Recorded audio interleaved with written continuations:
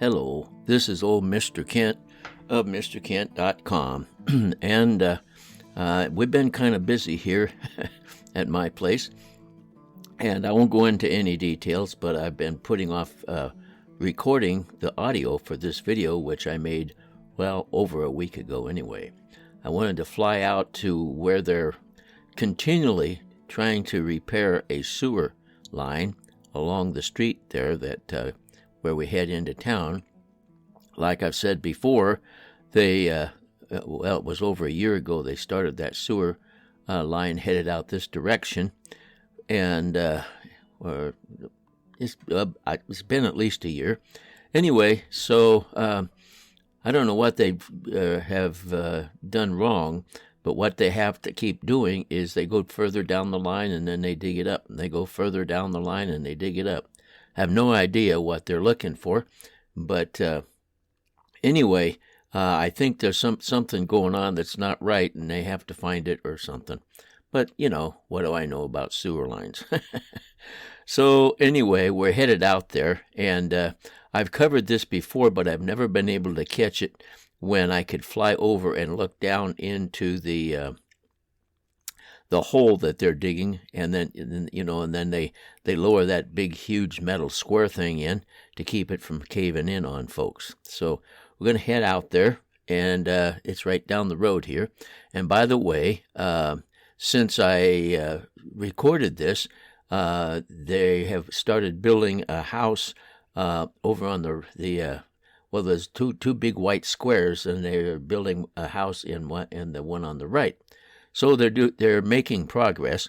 One of the things that it looks different now than it did is we had a heavy rainstorm a few days ago after I shot this video, and so now everything is put on hold again in that area because it floods and they have nothing but mud puddles.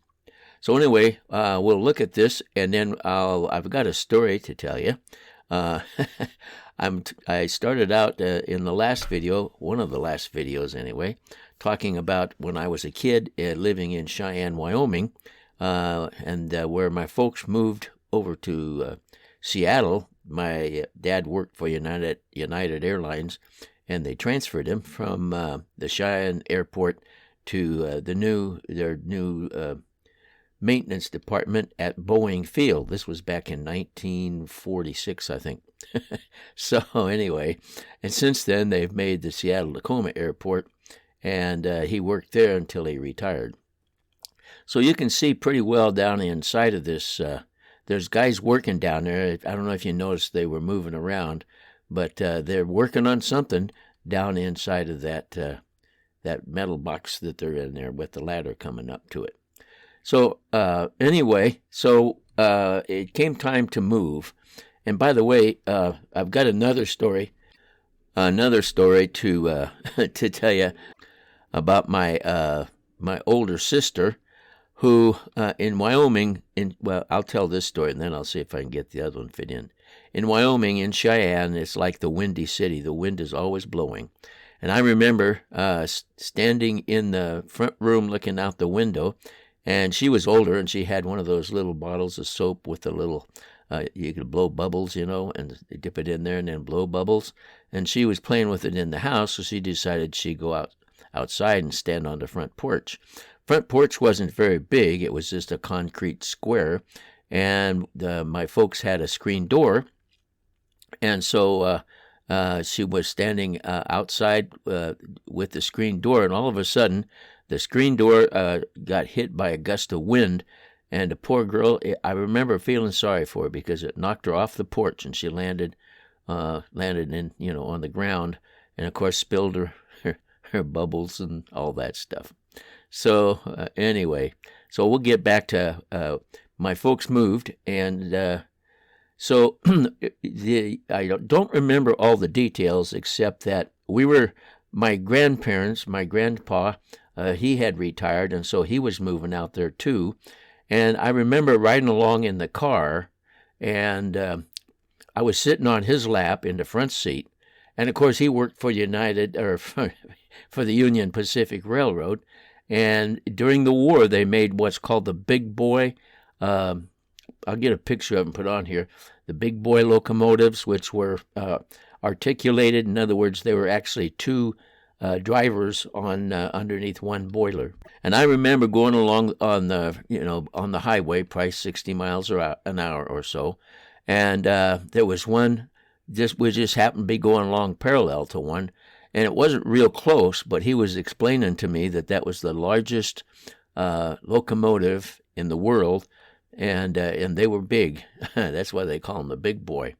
But they needed that in order to haul military equipment up the Rocky Mountains and down the other side, and back and forth. So that's what they came up with during the war, and they still have one. Union Pacific still has one left. Anyway, so my grandpa was pointing that out to me, and I remember him telling me all about it, and not details like I'm saying, but anyway. I was interested in trains. Another thing, we were going across in a 1937 Plymouth, and of course, back in those days, there was no such thing as air conditioning, and so you just sat there and sweated, or you rolled the windows down, or whatever worked to keep it from getting too hot, and so that was a memory that I had coming. I don't remember a lot of details of traveling. But my folks bought a house just east of Renton, Washington, about 6 miles out the road. And that's where we lived for 5 years. And I'll tell you more about that house maybe in the next video because it didn't have much of a foundation. It was built on logs that were crisscrossed, and that was the foundation. So here I'm coming in now, and I hope you enjoyed the video and the construction, and I want to thank you for watching my videos, and God bless.